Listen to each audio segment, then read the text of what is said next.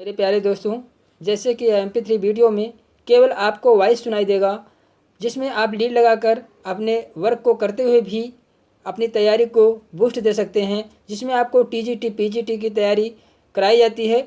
आपको TGT PGT के साथ आप बायोलॉजी के अदर कॉम्पिटिटिव एग्ज़ाम की भी तैयारी कर सकते हैं, जिसमें आज 2003 यूपी TGT का 2003 का प्रश्न पत्र का वन लाइनर वे में हम लोग देखेंगे। 2003 यूपी TGT 2003 का हल प्रश्न पत्र आज हम लोग वन लाइनर वे में देखेंगे। वन लाइनर वे में आपको क्वेश्चन का आंसर मिलेगा। तो सबसे पहला क्वेश्चन का हम लोग शुरू करते हैं। विच one of the following is A purely motor nerve? कौन सा जो है शुद्ध मोटर नर्व है, मतलब पूर्ण रूप में मोटर नर्व है? कौन सी ऐसी तंत्रिका तंत्र है जो पूर्ण रूप से मोटर नर्व है? तो एब्ड्यूसेंस जो होता है, 6 क्रेनियल नर्व जो होता है, एब्ड्यूसेंस क्रेनियल नर्व जो होता है या शुद्ध रूप से मोटर नर्व होता है, मोटर तंत्रिका होती है। जबकि वेगस क्या होती है, मिक्स नर्व होती है। और फैशियल नर्व जो भी मिक्स होती है, ट्राइजेमिनल भी मिक्स होती है, ट्राइजेमिनल मिक्स होती है, वेगस मिक्स होती है। और फैशियल ये क्या होती है, ट्राइजेमिनल, वेगस और फैशियल ये कैसे हैं, मिक्स नर्व हैं। और जबकि एब्ड्यूसेंस जो होता है या क्रेनियल नर्व जो कि एब्ड्यूसेंस जो नर्व है, जिसे हम क्रेनियल नर्व कहते हैं, या शुद्ध रूप से मोटर नर्व है, या शुद्ध रूप से क्या है, मोटर नर्व है। अगले क्वेश्चन की ओर हम लोग चलते हैं। क्रेब्स चक्र के ऑक्जेलोस्टिक अम्ल के संयोग से पूर्व पायरुविक अम्ल बनता है। क्रेब्स चक्र के ऑक्जेलोस्टिक अम्ल के संयोग से पूर्व पायरुविक अम्ल एस्टाइल को एंजाइम ए बनता है। अगले क्वेश्चन की ओर हम लोग चलते हैं। Glisson's capsule are found in? Glisson capsule किसमें पाया जाता है? ग्लिसन्स जैसे हम कहते हैं, Glisson's capsule is found in, Glisson शैम्पू पाए जाते हैं। कैप्सूल किसमें पाए जाते हैं? यकृत में पाया जाता है। ग्लिसान शैम्पू जो है यकृत में पाए जाते हैं। यह संरचना रूप से यकृत के बहुत सी, देखिए ग्लिसन्स कैप्सूल यकृत में पाया जाता है, जो संरचनात्मक रूप से यकृत में बहुत सी पालियों का बना होता है, मतलब बहुत से पार्ट का, बहुत से यकृत में बहुत बड़े पालियाँ बनी है, तो मतलब एक पार्ट होते हैं, छोटे छोटे पार्ट होते हैं। तो ऐसी संरचना, जिसे इसी संरचना को हम क्या कहते हैं, ग्लिसन्स कैप्सूल कहते हैं। यकृत जो बना होता है अनेक अपने पार्टों से बना होता है, और उसी पार्ट को हम ग्लिसन्स कैप्सूल कहते हैं। प्रत्येक पालियों के चारों ओर संयोजी ऊतक का आवरण पाया जाता है। जिससे संयोजी ऊतक का आवरण पाया जाता है, जिसे यकृत कोशिका हिपैटिक सेल्स कहते हैं, जिसे हम क्या कहते हैं, हिपैटिक सेल्स कहते हैं। तो ग्लिसन्स शैम्पू या ग्लिसन्स कैप्सूल लीवर का पार्ट है, जो अनेक पालियों में डिवाइड होता है लीवर, तो उन्हीं को हम क्या कहते हैं, ग्लिसन्स कैप्सूल कहते हैं। अगले क्वेश्चन की ओर हम लोग चलते हैं। पराग नलिका की ध्रुवीकृत वृद्धि में जिस तत्व की निहित होने की जानकारी है वह है? पराग नलिका की ध्रुवीकृत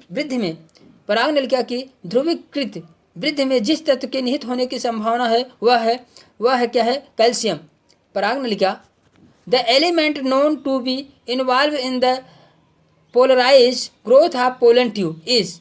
तो देखिए, पराग नलिका के ध्रुवीकृत पोलराइज ग्रोथ में क्या सहायक है, कैल्शियम सहायक होता है। कौन सा सहायक होता है?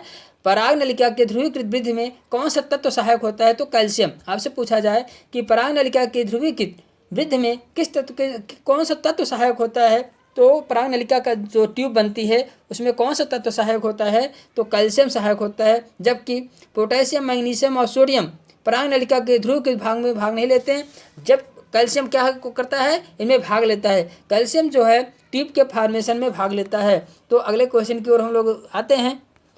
इन जिम्नोस्पर्म में द एंडोस्पर्म इज? अनावृत बीजियों में, अनावृत जिसपे बीज के ऊपर कोई आवरण नहीं पाया जाता, जिसे हम जिम्नोस्पर्म कहते हैं। तो जिम्नोस्पर्म में भ्रूणपोष कैसे होता है? तो जिम्नोस्पर्म में भ्रूणपोष जो होता है हैप्लाइड होता है, अगुणित होता है। कैसे होता है? अगुणित होता है, क्योंकि यह निषेचन से पूर्व बनते हैं। निषेचन से पूर्व बनने के कारण यहाँ क्या रहता है, अगुणित रहता है। जबकि एंजियोस्पर्म में भ्रूणपोष त्रिगुणित होता है। जबकि एंजियोस्पर्म में आवृत बीजी में भ्रूणपोष क्या होता है, एंडोस्पर्म जो होता है त्रिगुणित होता है। कैसे होता है? 3n होता है। इसका निषेचन के बाद 2n जो दो पोलर न्यूक्लियाई होते हैं, और एक स्पर्म जो संयोग करके क्या बनाता है, त्रिगुणित बनाता है। तो कह सकते हैं कि एंजियोस्पर्म का जो है एंडोस्पर्म कैसे होगा, त्रिगुणित होता है। और बहुगुणित क्या है? बहुगुणित कोशिका वह कोशिका होती है जिसमें 2 से अधिक गुणसूत्रों की संख्या पाई जाए। जिसमें बहुगुणित गुणसूत्र बहुगुणिता क्या होती है, जिसमें 2 जोड़े से अधिक गुणसूत्रों की संख्या पाई जाए। जिसमें 2 जोड़े से अधिक गुणसूत्रों की संख्या पाई जाए उसे बहुगुणिता पॉलीप्लॉइडी कहते हैं। उसे क्या कहते हैं? पॉलीप्लॉइडी कहते हैं। अगले क्वेश्चन की ओर हम लोग चलते हैं। निम्नलिखित में से कौन सा एक पौधा अति लवणीय समुद्र तटीय दशाओं के लिए अनुकूलित होने का एक उदाहरण है? तो सोरेंसिया एसिडा जो है, यह पौधा जो है समुद्र तटीय दशाओं के लिए अनुकूलित होता है, जिसे हैलोफाइट पौधा कहते हैं। समुद्र के किनारे जो पौधे पाए जाते हैं उन्हें हैलोफाइट कहते हैं। ये दलदली और लवणीय स्थानों पर उगते हैं। दलदली और लवणीय स्थानों पर उगते हैं। एनाकार्डिया और ऑक्सीडेंटल को सामान्यतः भाषा में काजू कहते हैं। एनाकार्डियम ऑक्सीडेंटल को सामान्यतः भाषा में काजू कहते हैं। काजू एक प्रकार का पेड़ है। काजू क्या है? एक प्रकार का पेड़ है। एनाकार्डियम ऑक्सीडेंटल को सामान्य भाषा में काजू कहते हैं। काजू एक प्रकार का पेड़ है जिसका फल सूखे मेवे के लिए बहुत लोकप्रिय है। जिसका फल जो है सूखे मेवे के लिए बहुत लोकप्रिय है। काजू से अनेक प्रकार की मिठाइयाँ, मदिरा भी बनाई जाती है। तो काजू का साइंटिफिक नेम है एनाकार्डियम ऑक्सीडेंटल। काजू से क्या होता है? मिठाइयाँ, मदिरा भी बनाई जाती है। टेक्सास बैकाटा का सामान्य नाम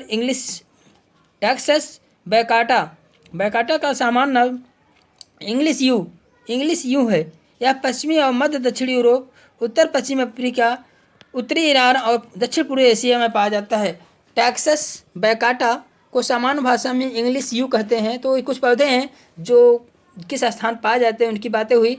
तो लवणीय समुद्री तट के लिए कौन अनुकूलित है? जो आपका आंसर हुआ सोनेरेसिया एसिडा जो है, यह समुद्र के किनारे लवणीय स्थानों पर रहने के लिए अनुकूलित होता है। अगले क्वेश्चन की बात हम लोग करते हैं। प्रकाश संश्लेषण में इन घटनाओं में सही अनुक्रम है। प्रकाश संश्लेषण में कुछ घटनाएं दी गई हैं, उनका सही अनुक्रम क्या होगा? तो सबसे पहले क्या होगा? प्रकाश का अवशोषण होगा, लाइट एब्जॉर्प्शन होगा। तब उसके बाद क्या होगा? पर्णरहिम का उत्तेजन होगा। एक्साइटेशन ऑफ क्लोरोफिल होगा। इलेक्ट्रॉन का स्थानांतरण होगा। ट्रांसफर ऑफ इलेक्ट्रॉन होगा। इलेक्ट्रॉन का स्थानांतरण मतलब पर्णरहिम का उत्तेजन होगा। फिर इलेक्ट्रॉन का स्थानांतरण होता है।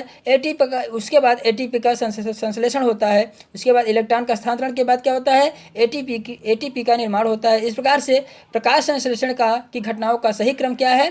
प्रकाश का अवशोषण, पर्णरहिम का उत्तेजन होना, इलेक्ट्रॉन का स्थानांतरण होना और पुनः बाद में एटीपी का निर्माण होना, यह प्रकाश संश्लेषण में क्रिया होती है। एक क्रम है: प्रकाश का अवशोषण, पर्णरहिम का उत्तेजन होना, इलेक्ट्रॉन का स्थानांतरण होना और एटीपी का संश्लेषण प्रक्रिया एक क्रम है जो प्रकाश संश्लेषण में घटना घटती है, जो एक क्रम से घटती है। अगले क्वेश्चन की ओर हम लोग चलते हैं। मूलाग्र कोशिकाओं में 42 गुणसूत्र वाले पौधे की मूलाग्र मतलब जड़ की कोशिकाओं में 42 गुणसूत्र वाले पौधों की एल्यूरॉन कोशिकाओं में गुणसूत्र की संख्या क्या होगी? एल्यूरॉन कोशिकाओं में गुणसूत्र की संख्या क्या होगी? तो यहाँ कहा जा रहा है कि what would be number of chromosome in the aleurone cell of plant with 42 chromosome in the root of cell. मतलब कोई प्लांट है जिसमें 42 जो है उसके रूट में क्रोमोसोम्स हैं और वो पूछा जा रहा है एल्यूरॉन में कितने क्रोमोसोम होंगे। तो एल्यूरॉन क्या है? यह एल्यूरॉन स्तर जो होता है एंडोस्पर्म का ऊपरी भाग होता है, ऊपरी स्तर होता है। एंडोस्पर्म का ऊपरी स्तर होता है। आप जानते हैं कि एंजियोस्पर्म क्या होता है? त्रिगुणित होता है। एंजियोस्पर्म में जो एंडोस्पर्म होता है या कैसे होता है? त्रिगुणित होता है। और मूलाग्र की कोशिकाएं कैसी होती हैं? मूलाग्र की यहाँ बताया गया मूलाग्र की कोशिकाएं क्या है? द्विगुणित होती हैं। तो द्विगुणित गुणसूत्र की संख्या 42 है। तो एक गुणित आपका एक निकाला जाए तो 42 में 2 से भाग दे देंगे, 21 आएगा। 21 में अगर यह 3n हम 3 से मल्टीप्लाई कर देंगे तो 63 आंसर आ जाएगा इसका। 63 जो है क्रोमोसोम किस में होंगे? एल्यूरॉन से स्तर में होंगे। एल्यूरॉन किसका पार्ट है? एंडोस्पर्म का है। एंडोस्पर्म 3n होता है। इस प्रकार से आप इसके गुणसूत्र की संख्या को निकाल सकते हैं। अगले क्वेश्चन में गेहूं के इग्मनज में होता है द व्हीट जाइगोट अंडरगोज। गेहूं का जाइगोट जो होता है उनमें किस प्रकार का विभाजन होता है? गेहूं के इग्मनज में त्रियक विभाजन होता है, ऑब्लिगेट डिवीजन होता है। गेहूं का जो जाइगोट होता है उनमें जो विभाजन होता है, स्टार्टिंग विभाजन होता है तो किस प्रकार का होता है? ऑब्लिगेट त्रियक, ऑब्लिक क्यू डिवीजन होता है। त्रियक विभाजन जिसे हम कहते हैं त्रियक विभाजन होता है, ऑब्लिक क्यू डिवीजन होता है। अगले क्वेश्चन की बात हम लोग करते हैं। तो प्लैम्बोगो में निषेचन के प्लम्बोगोमेनिसेशन के दौरान पुमुड़ मुक्त किए जाते हैं।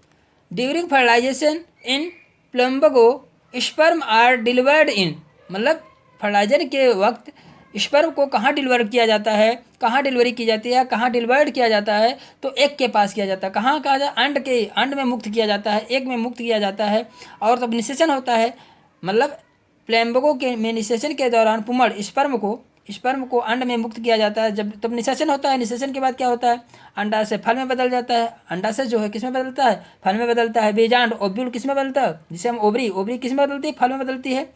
बीजांड ओव्यूल किस में बदलता है, बीज में बदलता है। जाइगोट किस में बदलता है, एम्ब्रियो में बदलता है। जाइगोट किस में, भ्रूण में बदल जाता है, एम्ब्रियो में बदल जाता है। और ओव्यूल किस में बदलता है, सीड में बदलता है। और अंडा से ओवरी किस में बदलता है, फ्रूट्स में बदलता है। इस प्रकार से अगले क्वेश्चन की ओर हम लोग चलते हैं। अगले क्वेश्चन में हम लोग देखते हैं, in angiosperm the egg is, आवृत बीजों में अंड क्या है, मतलब अंड में क्या, आवृत बीजों में जो है, आवृत बीजों में अंड केवल बीजांड द्वार पर एक भित्ति द्वारा घिरा होता है। तो आवृत बीजों में जो है अंड जो होता है केवल बीजांड द्वार पर एक भित्ति के द्वारा, बीजांड द्वार पर एक भित्ति के द्वारा घिरा होता है। आवृत बीजों का अंड जो है केवल बीजांड द्वार माइक्रोपाइलर पर एक भित्ति द्वारा घिरा होता है। फल का निर्माण अंडाशय से होता है। आवृत बीजों में एंजियोस्पर्म में फल का, फ्रूट्स का निर्माण ओवरी से होता है। ओवरी की भित्ति अंडाशय की भित्ति से फल भित्ति बनती है। ओवरी अंडाशय की भित्ति से फल भित्ति बनती है। फल भित्ति के 3 स्तर होते हैं। फल भित्ति के 3 स्तर होते हैं, एपीकार्प, मीजोकार्प और इंडोकार्प। एपीकार्प, मीजोकार्प और इंडोकार्प होते हैं। अगले क्वेश्चन की हम लोग बात करते हैं। अगले क्वेश्चन में हम लोग देखते हैं कि वायवीय श्वसन के दौरान सबस्ट्रेट स्तर फास्फोरिलीकरण कहाँ होता है। वायवीय श्वसन के दौरान फास्फोरिलीकरण कहाँ होता है, कोशिका द्रव्य तथा माइटोकॉन्ड्रिया में होता है। वायवीय श्वसन के दौरान फास्फोरीकरण कहाँ होता है, तो कोशिका द्रव्य साइटोप्लाज्म और माइटोकॉन्ड्रिया में होता है। साइटोप्लाज्म और माइटोकॉन्ड्रिया में होता है। इस प्रक्रिया के द्वारा एटीपी का निर्माण होता है। ग्लाइकोलिसिस की प्रक्रिया में 2 सबस्ट्रेट केवल फास्फोरिलीकरण पाया जाता है। ग्लाइकोलिसिस में क्या होता है, 2 सबस्ट्रेट 2 लेवल फास्फोरिलीकरण पाया जाता है, जबकि टीसीएस चक्र में एक सबस्ट्रेट लेवल फास्फोरिलीकरण पाया जाता है। जबकि टीसीएस चक्र में एक सबस्ट्रेट लेवल फास्फोरिलीकरण पाया जाता है।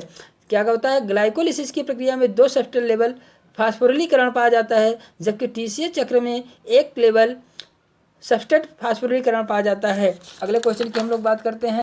देखिए अगले क्वेश्चन में क्या आता है, नारियल के अंकुरण में प्रमुख संचित खाद्य का पाचन होता है। नारियल के अंकुरण में प्रमुख संचित खाद्य का पाचन होता है।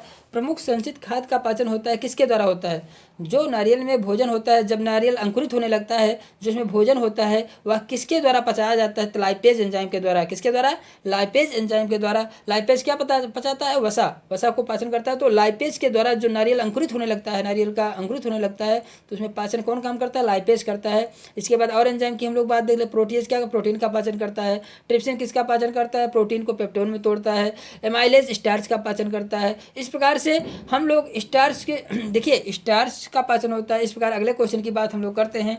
तो एंजाइम और सब्सट्रेट के बीच में आबंध होने चाहिए। The bond between the enzyme and substrate must be. तो एंजाइम और सब्सट्रेट के बीच बंध कैसे होने चाहिए, दुर्बल और अल्पकालिक, वीक एंड शॉर्ट लिव्ड होते हैं। एंजाइम तथा सब्सट्रेट के बीच में आबंध जो है दुर्बल एवं अल्पकालिक होना चाहिए। कैसा होना चाहिए, एंजाइम और सब्सट्रेट के बीच में बंध जो होता है वो दुर्बल होना चाहिए, कमजोर होना चाहिए। शॉर्ट लिव, बहुत कम समय के लिए बांध होना चाहिए। एंजाइम और सब्सट्रेट के बीच में एक या बहुत दुर्बल हो और अल्पकालिक कम समय के लिए हो, तो ऐसा बांध होना चाहिए एंजाइम और सब्सट्रेट में, जिससे वो आसानी से क्रिया कर पाते हैं। तो अगले क्वेश्चन की बात हम लोग करते हैं। निम्न में से कौन सा एक आदितम स्थलीय पौधा है। Which one of the following is a earliest land plant. सबसे एयरलिस्ट लैंड प्लांट कौन सा है इसमें से, तो इसमें से जो है कुक्सोनिया से जो है एक आदितम स्थलीय पौधा है। राइनिया डिओनियम वेस्कुलर पौधे का एकमात्र जाति है। राइनिया जो है, देखिए सबसे पहले इसमें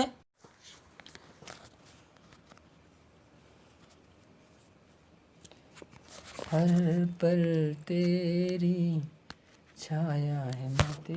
तो आदितम जो होता है, एयरलिस्ट लैंड प्लांट कौन था, कुक्सोनिया जो है एक आदितम एयरलिस्ट स्थलीय पौधा है, जो प्रारंभिक स्थलीय पौधा होता है। सबसे स्थलीय पौधा कौन सा था, कुक्सोनिया एक सबसे पहला स्थलीय पौधा था। राइनिया डिओनियम वैस्कुलर पौधे का एकमात्र जाति है। रानिया डिओनियम वैस्कुलर पौधे का एकमात्र जाति है जो अजीवाश्म के रूप में पाया जाता है। यह अजीवाश्म के रूप में पाया जाता है और स्पोरोफाइटिक पौधा है और राइनियोसिट्रा वर्ग का पौधा है। ठीक है, इसमें पॉलीमरेज श्रृंखला अगला क्वेश्चन हम लोग देते हैं। पॉलीमरेज श्रृंखला अपक्रिया तकनीक का उपयोग किया जाता है किसमें? Polymerase chain reaction technique is use for, किस लिए यूज करते हैं?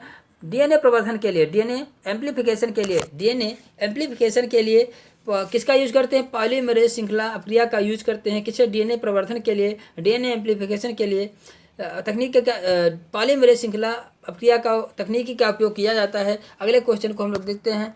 कौन सा मानव का निम्न में कौन सा मानवीय क्रियाकलाप पारितंत्र को न्यूनतम हानि पहुंचाता है? कौन सा मनुष्य का क्रियाकलाप है जो पारिस्थितिकी तंत्र को इकोसिस्टम को न्यूनतम कम हानि पहुंचाता है? तो कौन सा? जैविक खेती, ऑर्गेनिक फार्मिंग अगर हम करते हैं तो जो मानवीय क्रियाकलाप है यह हमारे इकोसिस्टम को कम प्रभावित करता है। तो स्थानांतरित खेती करेंगे, शहरी प्रसारण करेंगे, तो ये सब क्या है? आनुवांशिक इंजीनियरिंग के निर्मित पादपों की खेती करेंगे, तो ये सब जो है लाभदायक तो हैं बट कुछ जो है नुकसानदायक भी हैं। लेकिन सबसे कम पारितंत्र को न्यूनतम हानि पहुंचाता है जैविक खेती। अगर हम जैविक खेती करते हैं तो मानवीय क्रियाकलाप पारितंत्र को न्यूनतम हानि पहुंचाता है। अगले क्वेश्चन की बात हम लोग करते हैं। पादप रोगों के जैविक नियंत्रण में निम्न में से कौन सा एक कवक उपयोगी पाया जाता है? तो पादप रोगों के जैविक नियंत्रण में ट्राइकोडर्मा विरिडे कवक उपयोगी पाया जाता है। पादप रोगों के जैविक नियंत्रण करने के लिए ट्राइकोडर्मा विरिडे कवक उपयोगी पाया जाता है। पेंसिलियम नोटेटम नामक कवक से पेंसिलियम दवा बनाई जाती है। फाइटोप्थोरा पैरासिटिका पौधे पर रोग उत्पन्न करता है। फाइटोप्थोरा पैरासिटिका जो है पौधों पर रोग उत्पन्न करता है। म्यूसिडो पौधों पर रोग उत्पन्न करने वाला कवक है। तो जैविक नियंत्रण किसके द्वारा किया जाता है? ट्राइकोडर्मा विरिडे कवक के द्वारा किया जाता है। एपोप्टोसिस क्या है? एपोप्टोसिस क्या है? एपोप्टोसिस कोशिका की कार्यक्रमबद्ध मृत्यु है। कोशिका की कार्यक्रमबद्ध मृत्यु है। प्रोग्रामेड डेथ ऑफ सेल की एक ऐसी प्रक्रिया है जो बहुकोशिकीय जीवों में पाया जाता है। देखिए, एपोप्टोसिस जो होता है यह ऐसा प्रक्रिया है जो कोशिका के कार्यक्रमबद्ध मृत्यु को कहा जाता है। कार्यक्रमबद्ध मृत्यु को कहा जाता है programmed death of the cell. Programmed death of the cell एक ऐसी प्रक्रिया है जो बहुकोशिकीय जीवों में पाया जाता है। तो एपोप्टोसिस क्या है? यह कार्यक्रमबद्ध मृत्यु है। सेल का कार्यक्रमबद्ध मृत्यु होता है और इसी को हम क्या कहते हैं? एपोप्टोसिस कहते हैं जो बहुकोशिकीय जीवों में पाया जाता है। अगले क्वेश्चन की बात हम लोग करते हैं। निम्न में से किस एक पादप जाति में प्राकृतिक तथा कृत्रिम रूप से कभी भी स्वपरागण संभव नहीं होता? निम्न में से किस एक पादप जाति में प्राकृतिक तथा कृत्रिम रूप से कभी भी स्वपरागण संभव नहीं होता? तो कैरिका पपाया में जो है कैरिका पपाया में न तो प्राकृतिक न तो स्वपरागण न तो कृत्रिम या न तो कृत्रिम रूप से और न तो कभी ही स्वपरागण संभव होता है। न तो स्वपरागण होता है प्राकृतिक रूप से न कृत्रिम रूप से। किसी भी प्रकार से स्वपरागण की प्रक्रिया किस पौधे में नहीं पाई जाती? कैरिका पपाया में जो है प्राकृतिक या कृत्रिम रूप से कभी भी स्वपरागण संभव नहीं होता है। स्वपरागण होता ही नहीं। कैरिका पपाया में जो है स्वपरागण इसमें न तो प्राकृतिक रूप से न कृत्रिम रूप से स्वपरागण रूप से कभी नहीं होता है।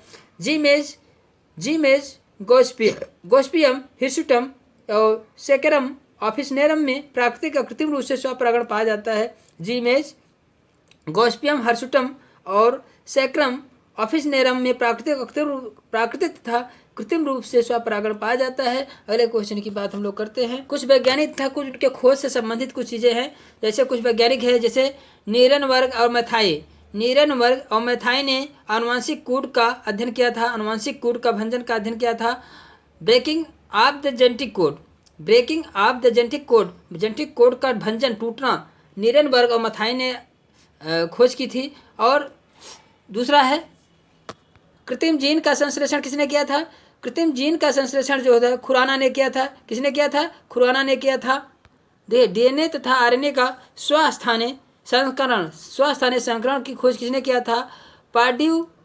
पार्ड्यू-मॉर-माल संस्करण। पार्ड्यू और गाल संस्करण ने क्या किया था?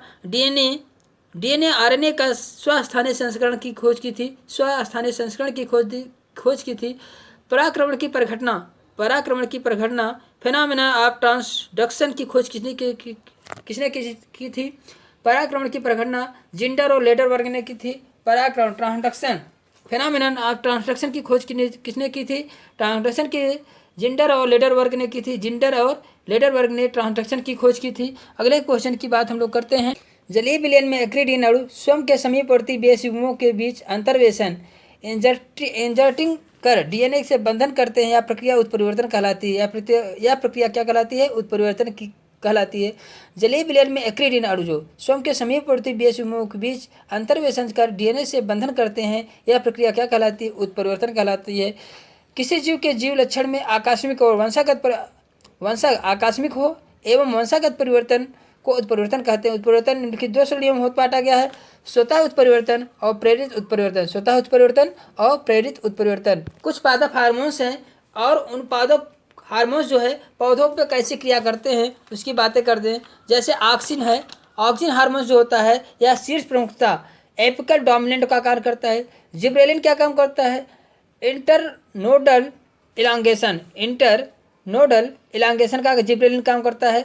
साइटोकाइनिन क्या काम करता है? कोशिका विभाजन, सेल डिवीजन। साइटोकाइनिन जो होता है सेल डिवीजन में काम करता है। इथाइलिन फलों का पकना, इथाइलिन क्या करता है? फलों के पकने में भाग लेता है। इथाइलिन फलों के पकने में। साइटोकाइनिन कोशिका विभाजन, सेल डिवीजन।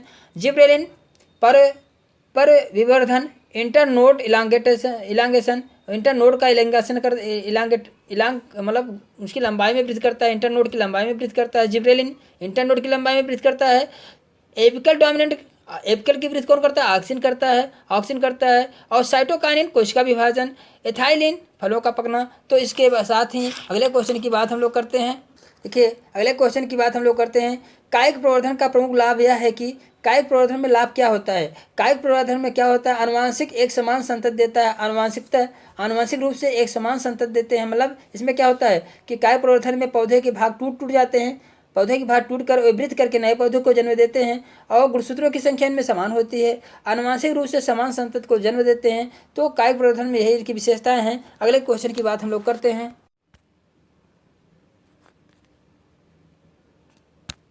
अगले क्वेश्चन पर हम लोग देखते हैं। In the statement isotype in a duplicate specimen of X from the same collection of the same date same locality X stand for. कहा जा रहा है कि आइसोटोप एक ही स्थान, एक ही तिथि, एक ही संग्रह से लिया गया एक द्विप्रतिदर्श होता है। यक्स को उस प्रतिदर्श के लिए क्या लिखा जाता है? उस प्रतिदर्श के लिए होलोटाइप लिखा जाता है।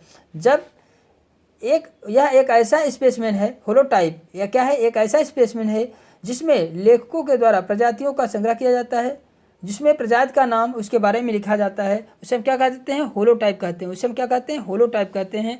आइसोटाइप इसे क्या कहते हैं? होलोटाइप कहते हैं। निम्न में से किस एक पादक समुच्चय या किस एक पादक समुच्चय समूह का सामाजिक वानिकी में इस्तेमाल किया जाता है? Following group of plant is use of A social forestry के रूप में किसको जाना जाता है?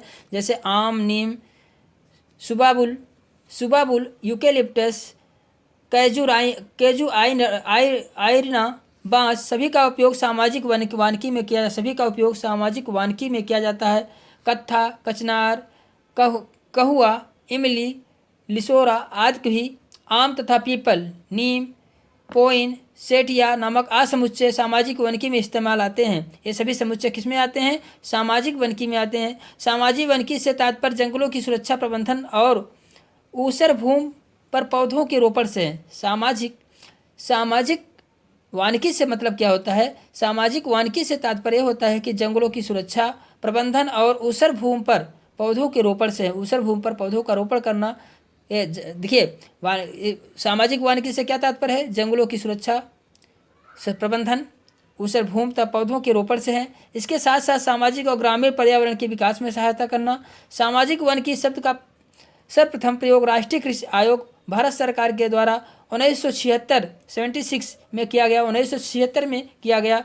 तो वानिकी शब्द जो है सबसे पहले प्रयोग किया गया भारत आयोग के द्वारा 1976 ईस्वी में किया गया। अगले क्वेश्चन की हम लोग बात करते हैं।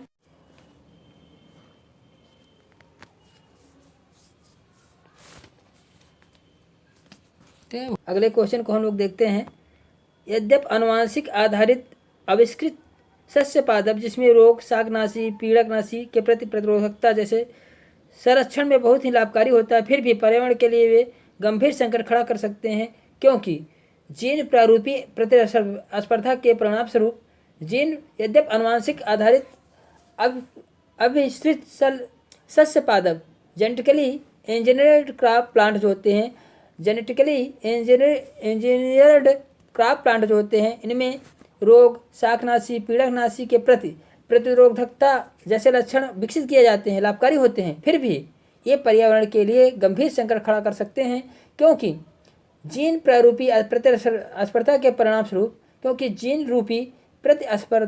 के परिणाम स्वरूप समाविष्ट किए गए जीन अकस्मात लुप्त हो जाते हैं। जैसे जीन रूपी प्रतिस्पर्धा के परिणाम स्वरूप समाविष्ट किए गए जीन अकस्मात लुप्त हो जाते हैं। यह क्या है, नुकसानदायक होता है कि समाविष्ट किए गए परिणाम स्वरूप, जैसे जीन प्रारूप प्रतिस्पर्धा के परिणाम स्वरूप समाविष्ट किए गए जीन जो है अकस्मात लुप्त हो जाते हैं, जबकि जो जेनेटिक इंजीनियरिंग प्लांट होते हैं वे रोग, शाकाहारी और पीड़क के प्रति क्या और प्रतिरोधकता उत्पन्न करते हैं। लक्षण लाभकारी होते हैं, लेकिन कुछ रूप में यह नुकसानदायक होते हैं। जैसे जीन रूपी प्रतिस्पर्धा के कारण परिणाम स्वरूप समाविष्ट किए गए जीन अकस्मात लुप्त हो जाना एक नुकसानदायक होता है। अगले क्वेश्चन की हम लोग बात करते हैं। अगले क्वेश्चन को हम लोग देखते हैं।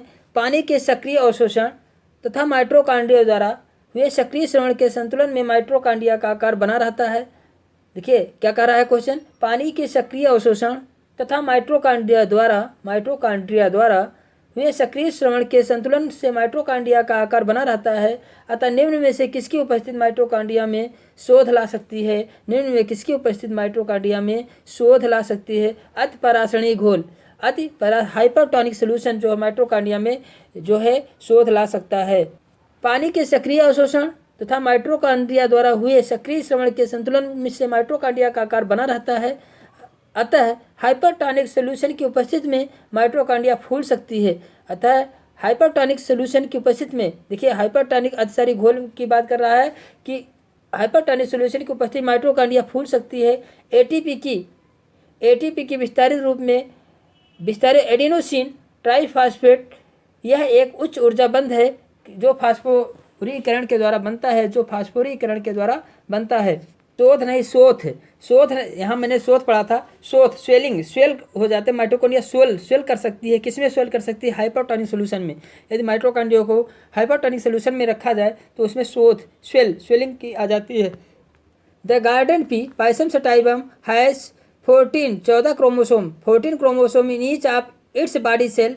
उसमें प्रत्येक बॉडी सेल में 14 क्रोमोसोम पाए जाते हैं। The number of linkage group expected in the species, तो इनमें लिंकेज ग्रुप कितने होंगे? तो मटर पाइसम सटाइवम के प्रत्येक शरीर की कोशिका में बॉडी सेल में 14 गुणसूत्र होते हैं। इसकी प्रजाति में संलग्न गुणसूत्रों समूहों की संख्या 7 होगी। हैप्लाइड जो होती है यह संलग्न गुणसूत्र लिंकेज ग्रुप होते हैं वो उसके हैप्लाइड होते हैं, तो 7 होगा। कितने होंगे? 7 होंगे। देखिए अगला क्वेश्चन हम लोग देखते हैं। Rapid and irreversible cell elongation occur commonly in plant but not in animal. Plant में जो है, देखिए प्लांट सेल जो होती है वह एक अकस्मात बड़ी हो सकती है, कॉमनली बड़ी हो सकती है एनिमल सेल की अपेक्षा। दिस डिफरेंट ड्यूटी, यह डिफरेंस क्यों होता है? यह कोशिकाओं में तेज जो, देखिए कोशिकाओं का क्षेत्रफल जो बड़ा हो जाता है आमतौर पर पौधों में होता है, किंतु प्राणियों में नहीं होता है, क्योंकि पौधों में बड़े आकार की राजधानियाँ पाई जाती हैं, कोशिका भित्ति उपस्थित होती है, जबकि जंतुओं में ऐसी संरचना नहीं पाई जाती है। देखिए इनवर्सिबल सेल इलांगेशन कंडीशन किस में पाई जाती है? पौधों में, जबकि जंतुओं के सेल में ऐसी कंडीशन नहीं पाई जाती है। अगले क्वेश्चन की हम लोग चलते हैं। लैंगिक संयोजन के अभाव तथा अर्धसूत्री विभाजन में असफलता को कहते हैं। देखिए absence of sexual union and failure of meiosis cell division is called, किसको कहते हैं? लैंगिक संयोजन के अभाव तथा अर्धसूत्री विभाजन में असफलता को क्या कहते हैं? एपोमिसिस कहते हैं। आसंजनन कहते हैं। लैंगिक संयोजन के अभाव में अर्धसूत्री विभाजन में असफलता को आसंजनन कहते हैं, एपोमिसिस कहते हैं। कभी कभी पौधों के जीवन चक्र में युग्मन संलयन और अर्धसूत्री विभाजन नहीं होता। कभी कभी पौधों के जीवन चक्र में युग्मन युग्मक संलयन, युग्मक मतलब युग्मक जो का फर्टिलाइजेशन नहीं होता है अथवा अर्धसूत्री विभाजन नहीं होते हैं, उनकी अनुपस्थिति में नए पौधों का निर्माण होता है। इस क्रिया को असंगजनन कहते हैं। असंगजनन कहते हैं, एपोमिसिस कहते हैं, एपोमिसिस कहते हैं। असंगजनन दो प्रकार का होता है, कायिक वेजिटेटिव रिप्रोडक्शन होता है और अनिषेक बीजता होता है। एक अनिषेक बीजता होता है, एक गैमो स्पर्मी होता है, एक गैमो स्पर्मी होता है। कायिक जनन होता है, एक अनिषेक बीजकता, एक गैमो स्पर्मी होता है। तो असंगजनन मतलब एपोमिसिस मतलब होता है जब कभी कभी पौधों में गैमेट ना बने और फर्टिलाइजेशन ना हो, अर्धसूत्री विभाजन ना हो, तो उस कंडीशन में क्या होता है, जब नए पौधे बनते हैं तो उनमें उस क्रिया को हम क्या कहते हैं, असंजनन कहते हैं, एपोमिसिस कहते हैं। ये दो प्रकार का होता है, एक तो वेजिटेटिव रिप्रोडक्शन होता है, दूसरा अनिषेक बीजता, एक गैमो स्पर्मी होता है, एक गैमो स्पर्मी होता है। तो इसके बाद अगले क्वेश्चन की ओर हम लोग चलते हैं। Vernalisation is used overcome chemical dormancy in seed. The temperature range used for the purpose is रासायनिक प्रसुप्त के पर विजय प्राप्त के लिए, रासायनिक प्रसुप्त पर विजय प्राप्त के लिए बसत्तीकरण मतलब वर्नेलाइजेशन का प्रयोग किया जाता है। इस प्रयोग के लिए ताप प्रसरण क्या होता है, 0.0 से 4% या 5%, 4 से 5% हम कह सकते हैं, 0 से 4 सेल्सियस तक, 0 से 4 सेल्सियस या 5 सेल्सियस तक हम इसका वर्नेलाइजेशन का टेम्परेचर हम कह सकते हैं। कि कोई भी पौधा जब प्रसुप्त अवस्था में है उस पर विजय प्राप्त करने के लिए उसे कम टेम्परेचर पर रखा जाता है, उसी को हम क्या कहते हैं, वर्नेलाइजेशन कहते हैं। और इसका टेम्परेचर का जो है रेंज क्या होता है, 0 अंश सेल्सियस से 4 या 5 अंश सेल्सियस तक होता है। एक during germination of barley grain the enzyme alpha amylase is secreted by, alpha amylase का सिक्रीशन, अल्फा एमिलेज एंजाइम का श्रावण जो है धान्य के अंकुरण के दौरान होता है। किस परत से होता है, किससे होता है, एल्लुरान की परत से होता है। धान बार्ली ग्रेन, बार्ली में जो है कि अंकुरण के दौरान एल्लुरान परत से अल्फा एमिलेज एंजाइम का श्रावण होता है। घास के भ्रूणी अवस्था में जड़ें एवं सुरक्षा आवरण से ढकी रहती हैं, जिसे मूलांकुर चोल कहते हैं। घास में भ्रूणी अवस्था में जड़ें जो होती हैं सुरक्षा आवरण से ढकी होती है, जिसे मूलांकुर क्या कहते हैं, मूलांकुर चोल कहते हैं। अगले क्वेश्चन की ओर हम लोग आते हैं। तो हम कह सकते हैं एल्लुरोन परत से क्या किसका सिक्रेशन होता है, अल्फा एमिलेज एंजाइम का सिक्रेशन होता है, जो बीज के धान के मतलब जो बार्ली ग्रेन के अंकुरण के समय इसका सिक्रेशन होता है। सिक्रेशन होता है अल्फा एमिलेज एंजाइम का सिक्रेशन होता है, किससे होता है, एल्लुरोन परत से होता है। एल्लुरोन परत किसमें पाई जाती है, मतलब जैसे बार्ली ग्रेन में एल्लुरोन परत जो होती है एंडोस्पर्म में होता है ना, एल्लुरोन परत होती है, तो उसके द्वारा अल्फा एमिलेज एंजाइम का श्रावण होता है और यह जो है बार्ली ग्रेन में पाया जाता है। अगले क्वेश्चन की बात हम करते हैं। अगले क्वेश्चन की हम लोग बात करते हैं। नीटम resemble angiosperm in showing which one of following type of female gametophyte development. निम्न में से किस प्रकार के मादा युग्मोद्भिद के परिवर्धन होने में नीटम आवृत बीजों के समान होता है। नीटम जो है मादा युग्मोद्भिद जब बनता है, नीटम जो है आवृत बीजीय एंजियोस्पर्म के समान होता है। कौन सी कंडीशन, चतुष्की बीजाणु टेट्रास्पोरिक कंडीशन जो होती है एंजियोस्पर्म के समान नीटम में होती है। नीटम आवृत बीजों के समान होता है क्योंकि इनमें टेट्रास्पोरिक चतुष्की बीजाणु टेट्रास्पोरिक प्रकार के मादा युग्मोद्भिद का विकास होता है, फीमेल गैमेटोफाइट का विकास होता है। कोई भी अलैंगिक बीजाणु के समूह स्पोरेंजियम में उत्पन्न होते हैं। कोई भी अलैंगिक बीजाणु के समूह स्पोरेंजियम में उत्पन्न होते हैं। निम्नलिखित में से कौन सा डीएनए संश्लेषण तथा कोशिका विभाजन के लिए आवश्यक है, तो कौन सा फोलिक एसिड जो होता है कोशिका विभाजन और डीएनए संश्लेषण के लिए आवश्यक होता है। फोलिक एसिड जो होता है डीएनए के संश्लेषण और कोशिका विभाजन के लिए आवश्यक होता है। अगले क्वेश्चन की बात हम लोग करते हैं। मध्य पटलिका में पेक्टिन की मध्य पटलिका जो होती है में पेक्टिन की आधारभूत रासायनिक इकाई है, क्या है, मध्य पटलिका में पेक्टिन की आधारभूत रासायनिक इकाई गैलेक्टोराइनिक अम्ल है। कौन सा रासायनिक अम्ल कौन सा है, गैलेक्टोराइनिक अम्ल है। गैलेक्टोराइनिक अम्ल एक कार्बोनिक अम्ल है जिसकी संरचना ग्लूकोज के समान है, जिसका सूत्र C6H10O7 है। तो यह क्या है, गैलेक्टोराइनिक अम्ल जो होता है मध्य पटलिका में पेक्टिन की आधारभूत रासायनिक इकाई है। पेक्टिन के आधारभूत रासायनिक इकाई क्या है? गैलेक्टोराइलिन अम्ल, गैलेक्टोराइनिक अम्ल। निम्न में से कौन सी एक प्रकार की ऊतक है जो मुड़ने तथा हिलने डुलने के प्रति तनन शक्ति प्रदान करती है? कोलेनकाइमा। कौन सी? स्थूल कोलेनकाइमा जो है ऊतक जो है मुड़ने और हिलने डुलने की शक्ति प्रदान करती है, कोलेनकाइमा। अगले क्वेश्चन की बात हम लोग करते हैं। कोलेनकाइमा जो होता है यह मुड़ने हिलने डुलने के प्रति तनन शक्ति प्रदान करता है।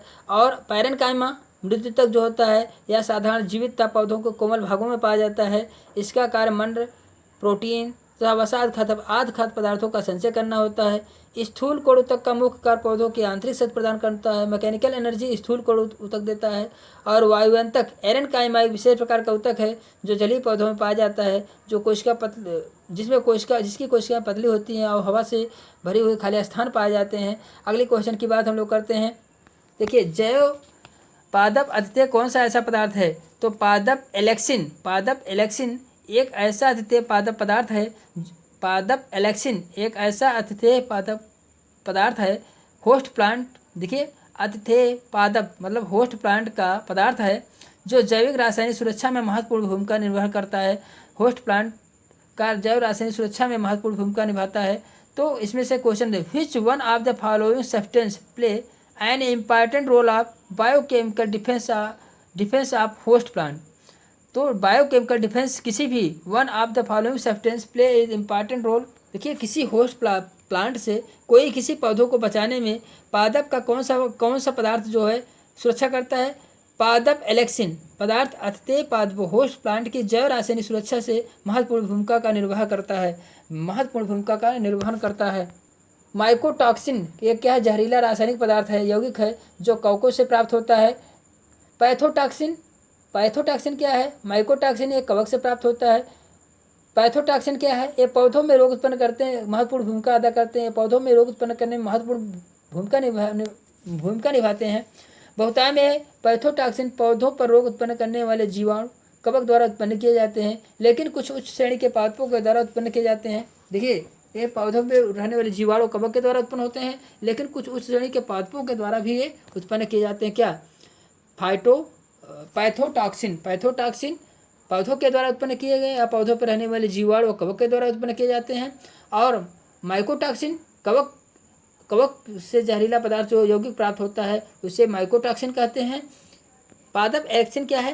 पादप एलेक्सिन जो है किसी होस्ट प्लांट जो होता है को रासायनिक सुरक्षा में महत्वपूर्ण, कोई होस्ट प्लांट है तो उसमें पादप एलेक्सिन एक पदार्थ निकलता है जो उसकी सुरक्षा करता है। इस प्रकार हम कह सकते हैं कि कोई भी पादप होस्ट प्लांट है उसमें पादप एलेक्सिन जो है उसकी रासायनिक सुरक्षात्मक कवच होती है। देखिए, कुछ अगला क्वेश्चन है, कुछ जो है पादप में रोग उत्पन्न करने वाले ऑर्गेनिज्म है जो पैथोजेंस हैं जो किसी पौधे पर रोग उत्पन्न करते हैं, उनका नाम है और वो किस प्रकार के रोग उत्पन्न करते हैं उनकी बातें हैं, उनको मैचिंग करना है। तो कपास का कोड़ी पर्णभित्त किसके द्वारा होता है? Xanthomonas Malvi serum Xanthomonas Malvi serum के द्वारा कपास का कोड़ी रोग होता है, कोड़ी पर्णभित्त रोग होता है। कपास म्लान या फ्यूजेरियम वासाफेबरम कपास म्लान विल्ट कॉटन के द्वारा रोग होता है। कपास की देखिए, फ्यूजेरियम वासाफेरम के द्वारा कपास म्लान रोग होता है। विल्ट कॉटन रोग होता है। अल्टरनेरिया लाइनाई के द्वारा कपास की पर्णभित्ति लीफ स्पॉट ऑफ कॉटन का रोग होता है। कपास की पर्णभित्ति अल्टरनेरिया लाइनाई के द्वारा होता है।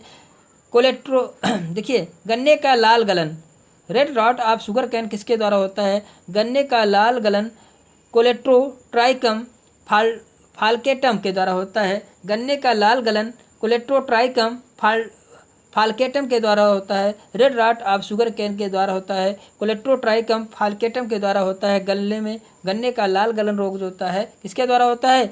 कोलेट्रोट्राइकम फाल्केटम के द्वारा होता है। अगले क्वेश्चन की ओर हम लोग चलते हैं। द्विगुणित तंत्रों में वे जीन जो अर्धसूत्री विभाजन में गुणसूत्र बिंदु और प्रथम कायज्मा गुणसूत्र बिंदु के बीच वाले गुणसूत्र क्षेत्रों में स्थित होते हैं वो क्या दर्शाते हैं? देखिए, क्या कह रहा है? द्विगुणित तंत्रों में वे जीन जो अर्धसूत्री विभाजन के गुणसूत्र बिंदु और प्रथम कायज्मा जो गुणसूत्र बिंदु से के बीच वाले गुणसूत्र क्षेत्र की स्थिति को दर्शाते हैं उन्हें क्या कहते हैं? उन्हें हम क्या कहते हैं, नॉन रिजेक्शन की योजना कहते हैं, अभियोजना कहते हैं, नॉन रिजेक्शन की अभियोजना कहते हैं। जैसे क्या होता है कि इसमें द्विगुणित गुणसूत्र में वे जिन जो असूत्री वन के विभाजन में गुणसूत्र बिंदु और प्रथम की एजमा गुणसूत्र बिंदु से के बीच वाले गुणसूत्र क्षेत्रों में स्थित होते हैं। जो देखिए क्या है, प्रथम विभाजन में गुणसूत्र बिंदु और प्रथम की एजमा के बीच वाले गुणसूत्र क्षेत्र में स्थित होते हैं, उन्हें हम क्या कहते हैं, नॉन डिसजंक्शन की क्रिया दर्शाते हैं। यह क्रिया क्या है, नॉन डिसजंक्शन क्रिया है। प्रक्रिया को हम क्या कहलाते हैं, नॉन डिसजंक्शन प्रक्रिया कहलाते हैं। अगले क्वेश्चन की ओर हम लोग चलते हैं।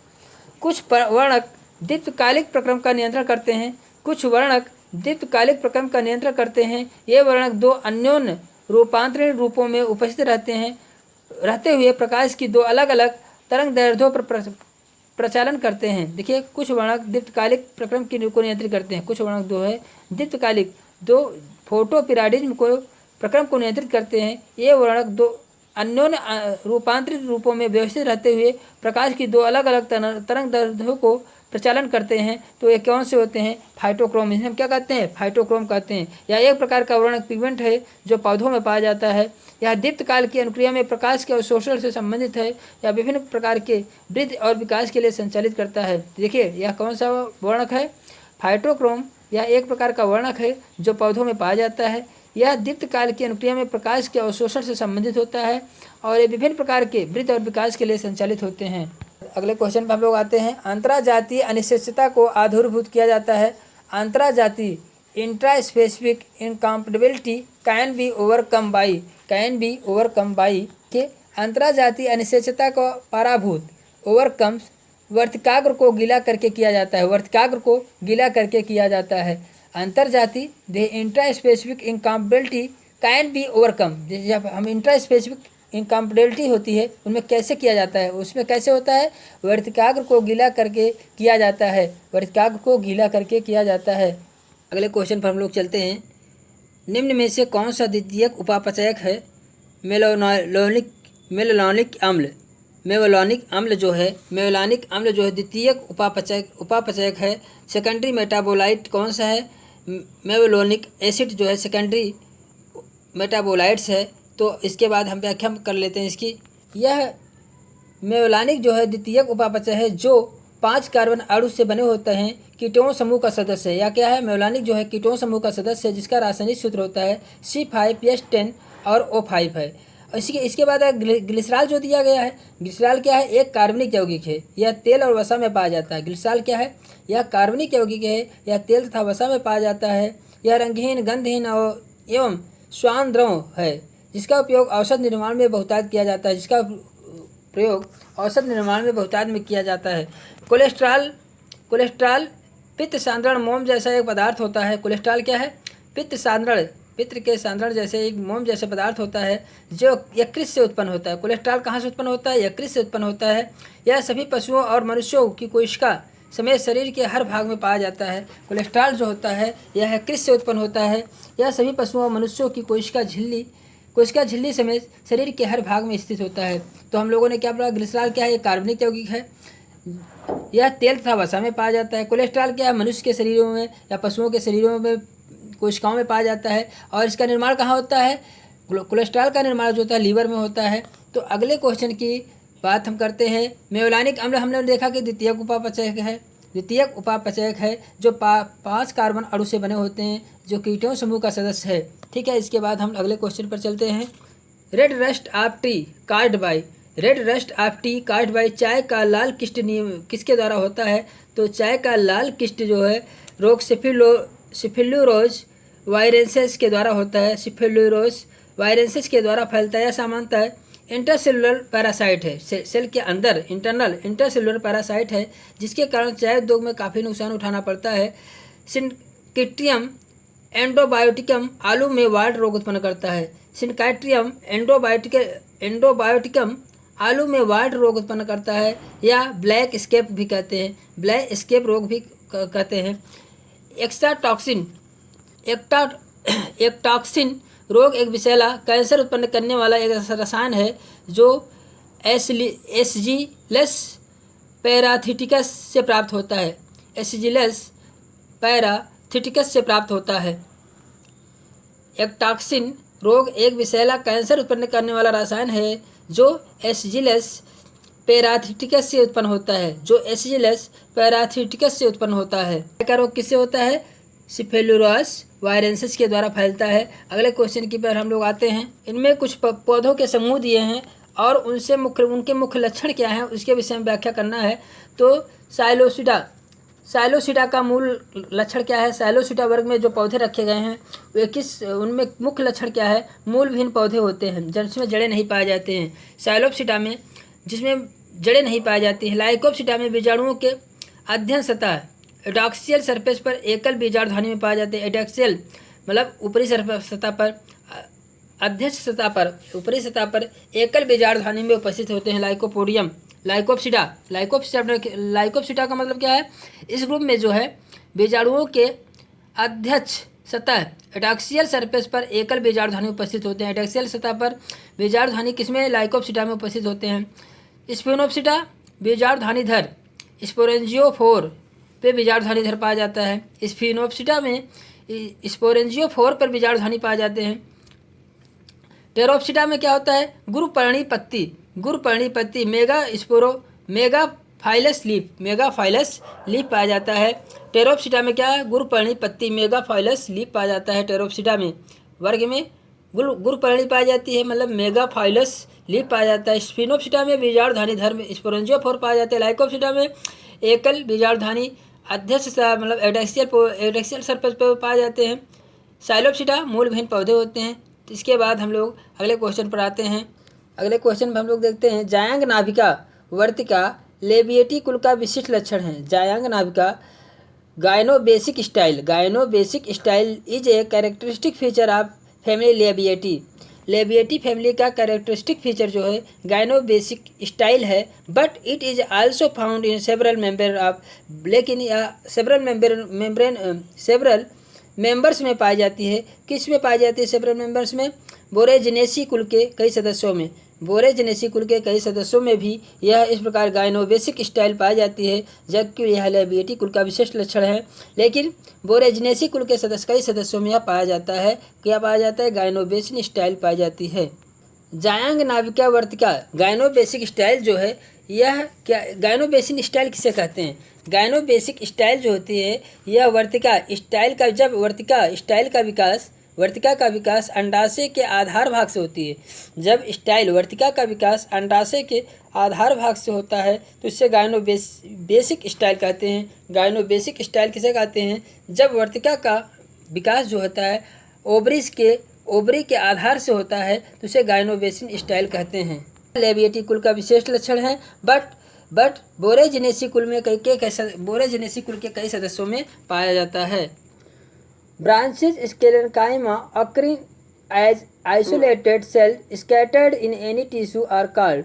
किसी ऊतक में वियुक्त कोशिकाओं के रूप में पाए जाने वाले शाखित दृढ़ ऊतक कहलाते हैं। Branches sclerenchyma occurring as isolated cell scattered in any tissue are called। उन्हें हम क्या कहते हैं? पोषवाहक रूप रेशे मतलब लिब्रिफार फाइबर्स। पोषवाहक रूप रेशे किसे कहते हैं? Branch of sclerenchyma occurring. जब हम स्केलेनकाइमा से रेशे प्राप्त करते हैं तो उसके क्या कहते हैं? लिब्रिफार्म फाइबर्स पोषवाहक रूप रेशे कहते हैं।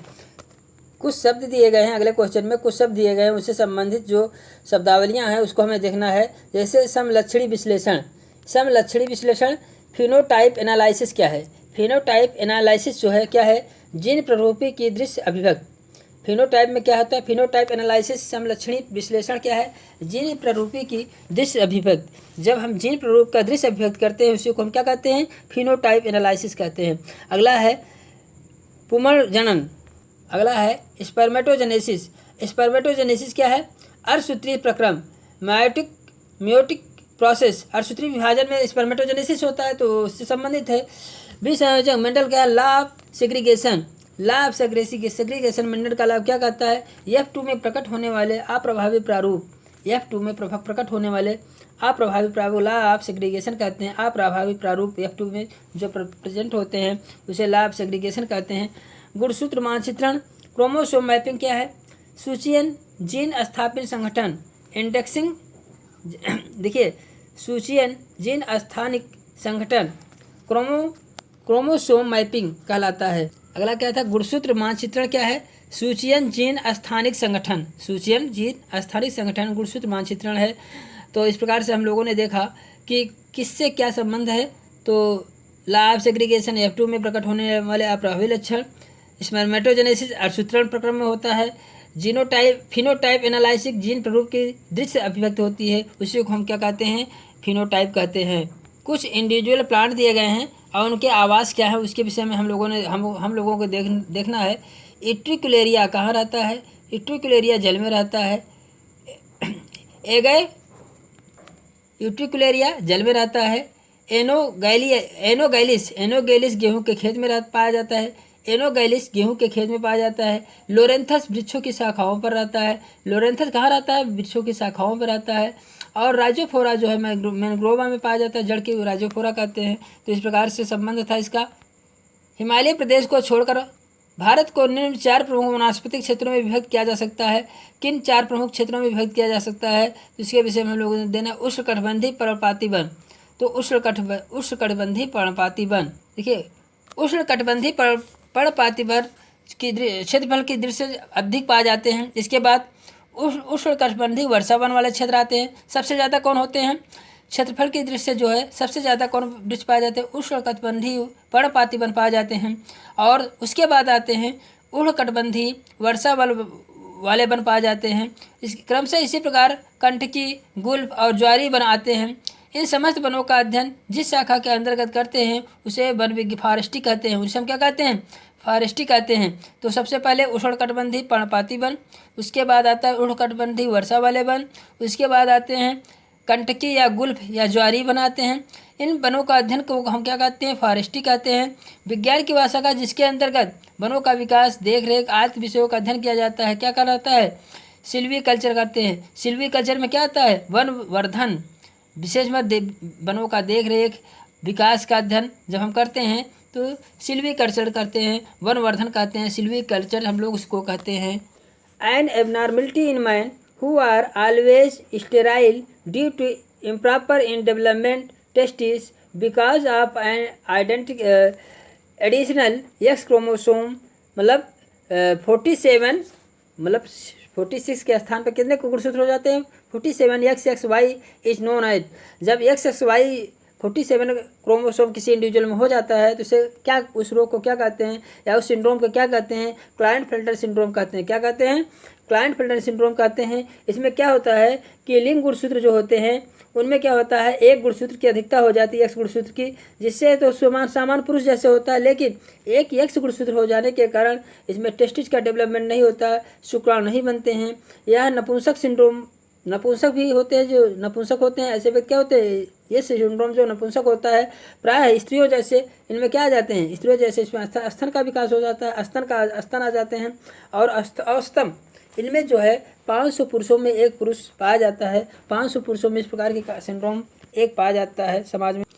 Turner syndrome, human abnormality in which the affected individual are phenotypical female but have a rudimentary sex organs and mammary gland is caused by the absence of, किसके absence से यह बीमारी होती है?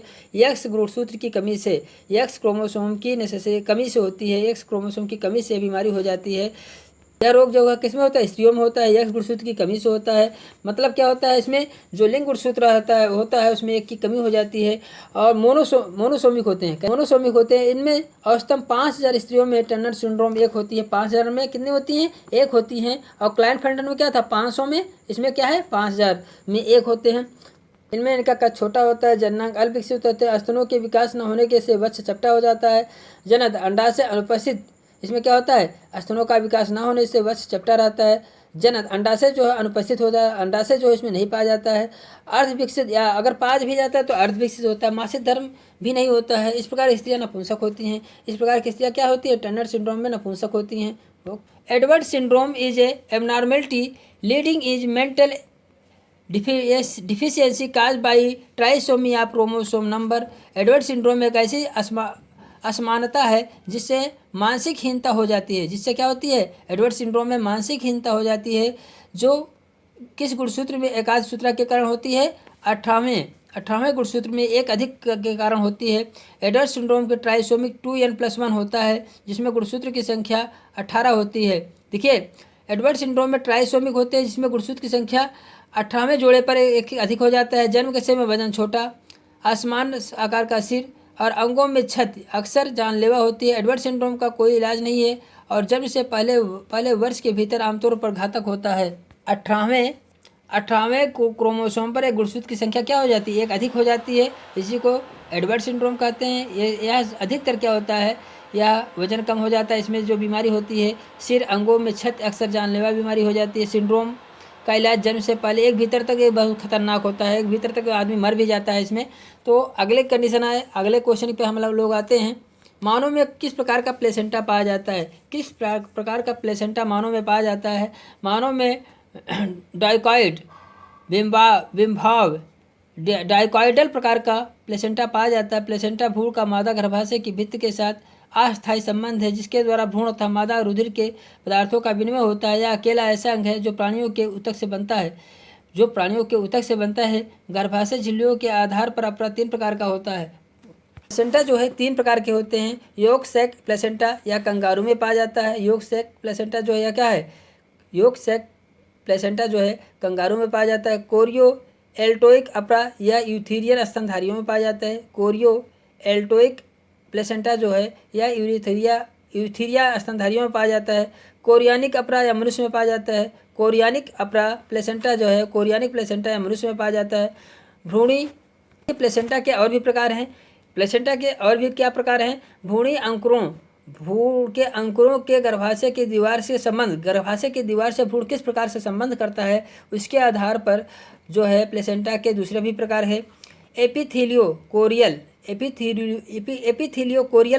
जो प्लेसेंटा पाया जाता है, एपिथीलियोकोरियल प्लेसेंटा जो सुअर में पाया जाता है। एपिथीलियोकोरियल प्लेसेंटा सुअर में पाया जाता है। सिंडेस्मोकोरियल भेड़ और गाय में पाया जाता है। सिंडेस्मोकोरियल जो है भेड़ और गाय में पाया जाता है। एंडोथीलियोकोरियल जो होता है कुत्ता, बिल्ली, अन्य मांसाहारी स्तनियों में पाया जाता है। एंडोथीलियोकोरियल जो है कुत्ता, बिल्ली, अन्य स्तनधारियों में पाया जाता है। हीमोकोरियल मनुष्य में पाया जाता है। हीमोकोरियल जो है प्लेसेंटा मनुष्य में पाया जाता है। हीमो एंडोथेलियस सशक में पाया जाता है। हीमो एंडोथेलियस सशक में पाया जाता है। इसके आधार पर क्या है? प्रसव के समय मातृत्व अपरा के क्षतिग्रस्त होने के आधार पर। देखिए, प्रसव के समय जो है प्लेसेंटा क्षतिग्रस्त किस आधार पर होती है, उस आधार पर कुछ प्लेसेंटा के टाइप्स हैं। नॉन डिसिडुअल डेसिडिएट और कॉन्ट्राडेसिडुअल तो 3 प्रकार के होते हैं। प्रसव के समय प्लेसेंटा के क्षतिग्रस्त होने के आधार पर, क्षतिग्रस्त प्लेसेंटा जो होता है उसके आधार पर प्लेसेंटा के प्रकार हैं।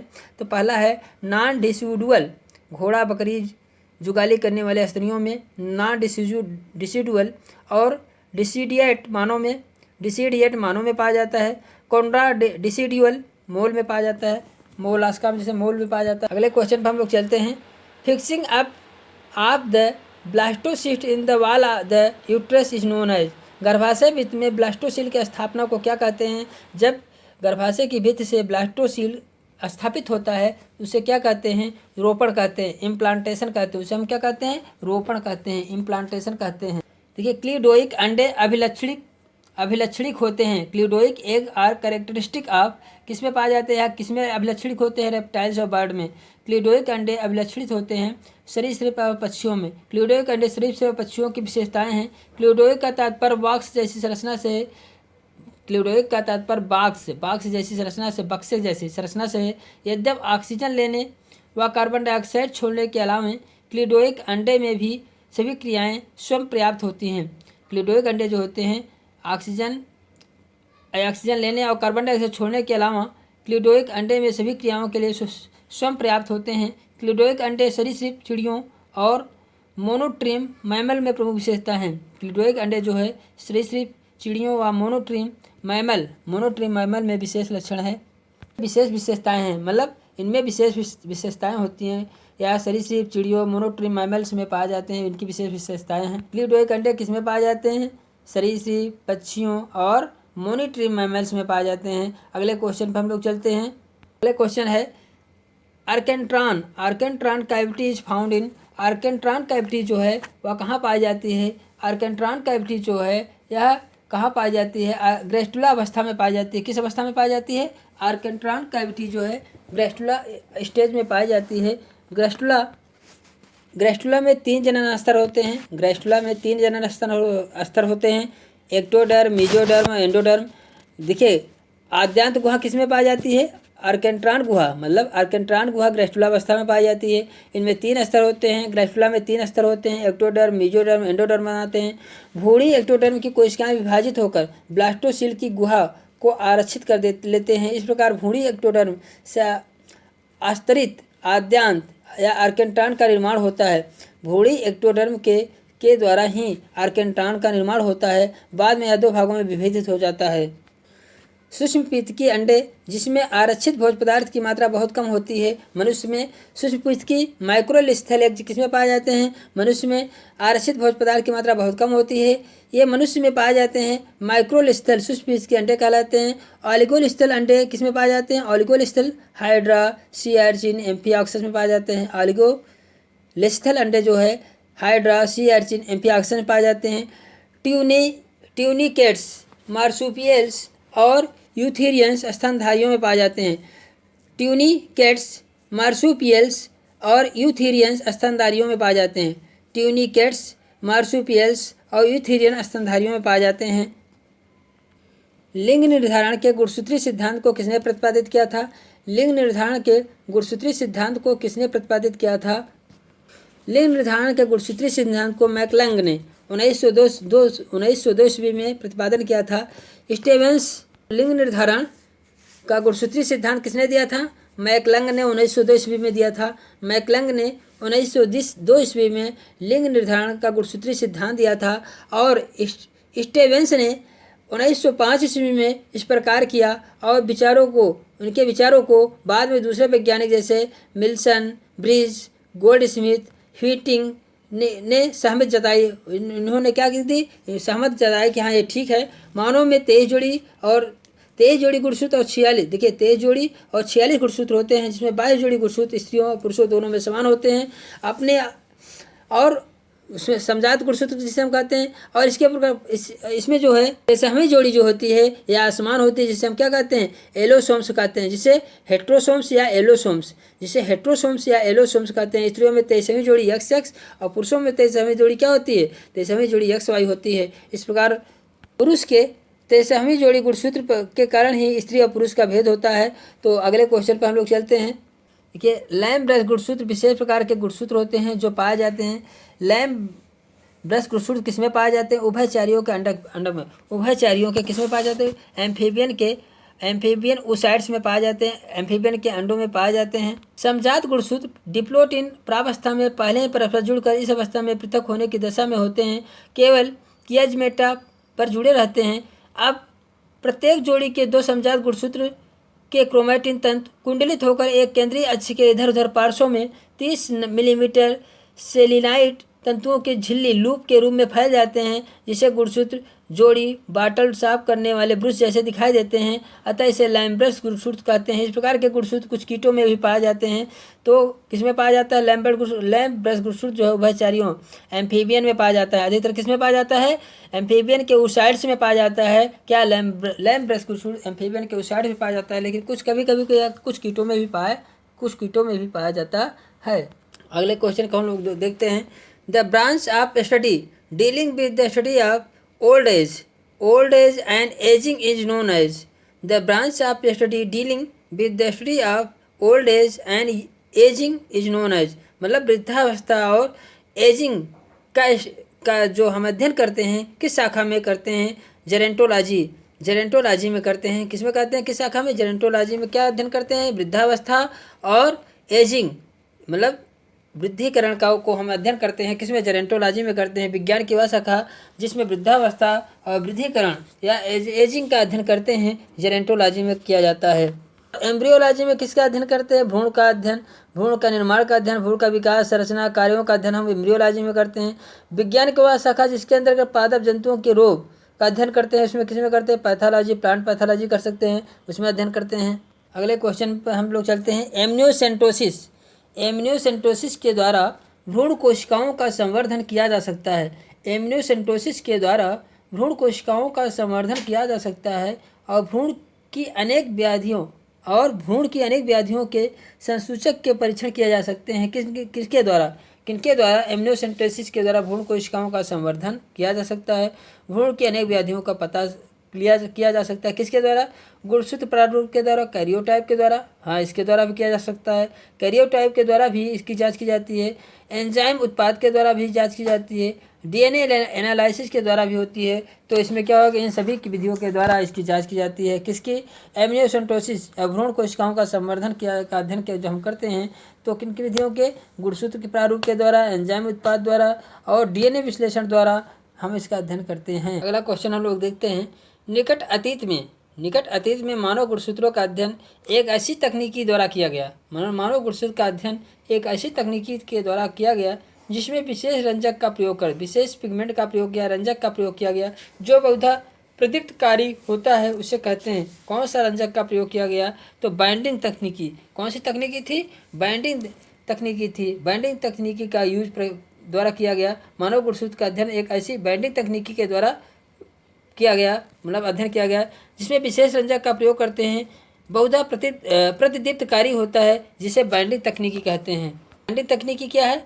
बाइंडिंग तकनीकी जो है गुणसूत्रों का अध्ययन किया गया जो अतीत में, जो अभी अध्ययन किया जाता था, इसमें विशेष रंजक का उपयोग करते हैं जो बहुधा प्रतिदीप्तकारी होते हैं। तो बाइंडिंग तकनीकी के द्वारा गुणसूत्र का अध्ययन किया गया जो निकट अतीत में अध्ययन किया गया। देखिए अगला क्वेश्चन है। गुणसूत्र केंद्रक में, गुणसूत्र जो है केंद्रक में एक धागे जैसी संरचना होती है, इसका वर्णन किस वैज्ञानिक ने सबसे पहले किया था? गुणसूत्र केंद्रक में एक धागे जैसी स्ट्रक्चर होती है, इसका वर्णन सर्वप्रथम किस वैज्ञानिक ने किया था? तो सबसे पहले जो है स्ट्रासबर्गर ने किया था। स्ट्रासबर्गर ने कहा था कि डीएनए गुणसूत्र जो है न्यूक्लियस के अंदर धागे की जैसे स्ट्रक्चर में पाया जाता है। किसने कहा था?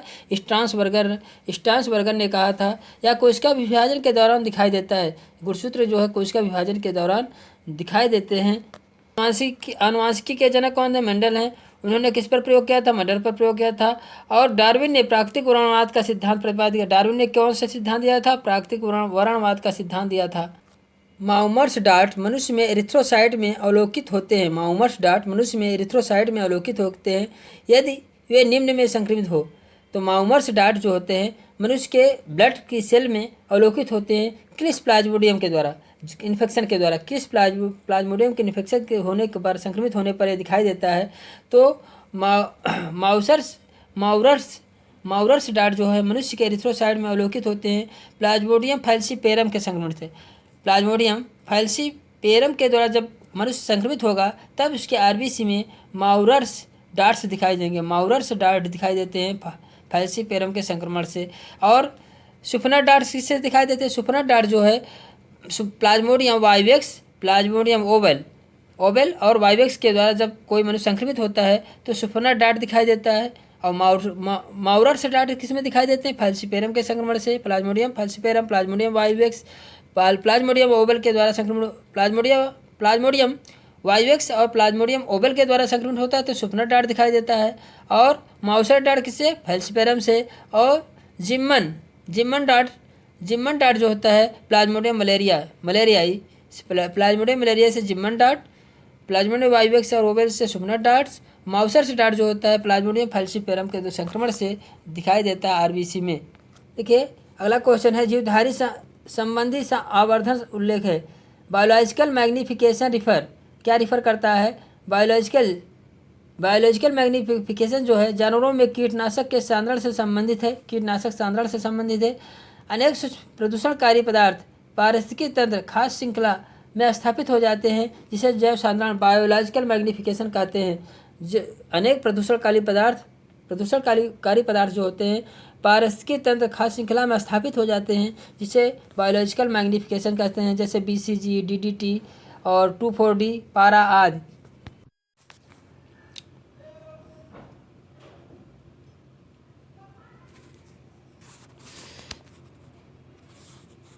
असंबद्ध समूह के प्राणियों का परिवर्तन जो सामान्य वातावरण के अनुकूल के लिए समांतर होता है कहलाते हैं। असंबद्ध समूह के प्राणियों का परिवर्तन जो सामान्य वातावरण के अनुकूल के लिए समांतर होता है कहलाता है। असंबद्ध समूह के प्राणियों का परिवर्तन जो सामान्य वातावरण अनुकूलन के लिए समांतर होता है अनुकूली समाभिरूपता एडाप्टिव कन्वर्जेंस कहलाता है। अनुकूली समाभिरूपता कहलाता है। अनुकूली समाभिरूपता एडाप्टिव कन्वर्जेंस कहलाता है। Development of unrelated group of animals along parallel line adaptation to the similar environment is called. तो सिमिलर इन्वायरमेंट में उनका जो डेवलपमेंट एडाप्टेशन होता है वो क्या कहलाता है? Adaptive convergence. वो क्या कहलाता है? एडाप्टिव कन्वर्जेंस कहलाता है। Development of unrelated group of animal, unrelated group animal का along parallel lines of adaptation, parallel line adaptation क्या कहलाता है? एडाप्टेटिव कन्वर्जेंस कहलाता है। एडाप्टिव कन्वर्जेंस कहलाता है। जा सस्पेंशन कैरेक्टरिस्टिक ऑफ मैमल्स इन, जा सस्पेंशन कैरेक्टरिस्टिक मैमल में किस प्रकार से होता है? तो क्रेनियो स्टाइलिक होता है। जा सस्पेंशन जो है मैमल्स में किस प्रकार का होता है? क्रेनियो स्टाइलिक होता है। क्रेनियो स्टाइलिक होता है। देखिए क्रेनियो स्टाइलिक प्रबलन या जा सस्पेंशन, क्रेनियो स्टाइलिक जा सस्पेंशन जो है मैमल्स में पाया जाता है। ऑटो स्टाइलिक जा सस्पेंशन जो है उभयचर रेप्टाइल्स और चिड़ियों में पाया जाता है। ऑटो स्टाइलिक जा सस्पेंशन जो है उभयचर रेप्टाइल्स और चिड़ियों में पाया जाता है। क्रेनियो स्टाइलिक प्रबलन जा सस्पेंशन जो है स्तनधारियों में पाया जाता है। ऑटो स्टाइलिक अनुबंधन जा सस्पेंशन जो उभयचर रेप्टाइल्स या चिड़ियों में पाया जाता है। ऑटो स्टाइलिक जा सस्पेंशन उभयचर रेप्टाइल्स और चिड़ियों में पाया जाता है। और क्रेनियो स्टाइलिक जा सस्पेंशन जो है स्तनधारियों में मैमल्स में पाया जाता है। अगले क्वेश्चन को हम लोग देखते हैं। निम्न में से कौन सा सिलेंट्रेटा संघ से सम्मिलित नहीं है? सिलेंट्रेटा संघ में कौन सा नहीं है? समुद्री कुकुम्बर, सी कुकुम्बर संघ का इकाइनोडर्मेटा का प्राणी है। समुद्री कुकुम्बर जो है संघ इकाइनोडर्मेटा का प्राणी है। फेदर स्टार का दूसरा नाम, देखिए फेदर स्टार का दूसरा नाम एंटीडान है। फेदर स्टार का दूसरा नाम एंटीडान है। समुद्री पेन, सी पेन का नाम पेनाट्यूला है। सी पेन का नाम क्या है? पेनाट्यूला है। समुद्री फैन का जंतु वैज्ञानिक नाम गार्गोनिया है। समुद्री फैन का जंतु वैज्ञानिक नाम गार्गोनिया है। तो सिलेंट्रेटा में कौन नहीं है? सिलेंट्रेटा में जो है सी कुकुम्बर नहीं है, समुद्री पेन, समुद्री फेदर और समुद्री फीदर और समुद्री पेन और सी फैन समुद्री पंखा, ये जो है किसमें है? सिलेंट्रेटा में है। लेकिन सी कुकुम्बर जो है इकाइनोडर्मेटा में होता है, इकाइनोडर्मेटा में रहता है, इकाइनोडर्मेटा में है। निमेटोसिस्ट आर फाउंड इन, निमेटोदंश कोशिकाएं निम्नलिखित में पाई जाती हैं। दंश कोशिकाएं किसमें पाई जाती है? सिलेंट्रेटा में पाई जाती है। दंश कोशिकाएं फाइलम सिलेंट्रेटा का विशिष्ट लक्षण है। सिलेंट्रेटा में स्पर्शक लगे होते हैं। स्पर्शकों में डंक मारने वाली दंश कोशिकाएं होती हैं जो शिकार को मूर्छित करने और पकड़ने में मदद करती हैं, शत्रु से रक्षा करती हैं। जिससे शरीर में गुहा होती है जिसे जठर वाहिनी गुहा या सिलेंट्रॉन कहलाता है, जिसकी विशेषता के कारण से सिलेंट्रेटा कहते हैं। इसके शरीर में गुहा होती है जो जठर वाहिनी गुहा कहते हैं, सिलेंट्रॉन कहलाती है। इसी के कारण से इन्हें सिलेंट्रेटा कहते हैं। मतलब सिलेंट्रेटा जंतुओं में एक जठर वाहिनी गुहा होती है, इसी के कारण इन्हें सिलेंट्रेटा कहते हैं। In which of the following sub class of reptiles the scale has a solid roof? In which of following sub class, कौन सा सब क्लास है? ऑफ रेप्टाइल्स का सब क्लास है। The scale has a solid roof, उनका scale जो होता है वो स्केल जो होता है उनका स्केल खोपड़ी जो होती है सॉलिड रूफ होती है। तो कौन किस क्लास का? एनाप्सिडा क्लास के सरीसृप में क्या होता है? उनके कपाल की छत जो होती है कैसे होती है? सॉलिड रूफ होती है। अगले क्वेश्चन पर हम लोग चलते हैं।